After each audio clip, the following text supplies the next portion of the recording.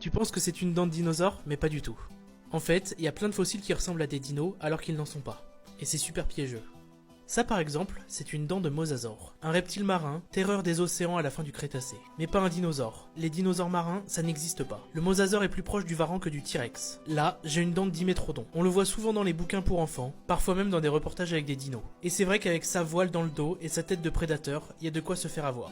Sauf qu'il vivait bien avant les dinosaures, à l'époque du Permien. Et le plus fou, c'est un proto-mammifère. Donc un lointain cousin des humains, pas des dinos. Ça, c'est une dent d'ichthyosaure, encore un reptile marin, avec sa tête de dauphin couplée à un V12. Mais pas un dinosaure, là non plus. Comme je te disais, si ça nage, c'est pas un dinosaure. Je pense que ça, c'est une dent de ptérosaure, un reptile volant. Et tu l'as deviné, pas un dinosaure non plus. En gros, si ça nage ou si ça vole avec des ailes de chauve-souris, c'est pas un dinosaure. Alors là, t'as une dent de Basilosaurus. Le nom veut dire lézard royal, mais c'est une baleine. Un cétacé primitif, ancêtre des baleines modernes. Comme quoi, les noms sont parfois ultra trompeurs. Et ça, c'est une vertèbre de Metriorhynchus. Si je te la montre ici, tu te doutes, encore un faux dino. Avec sa tête de croco, on pourrait s'y méprendre. Mais ce n'est pas un vrai crocodile non plus. C'est un crocodilomorphe marin. Un reptile, mais encore une fois, pas un dinosaure.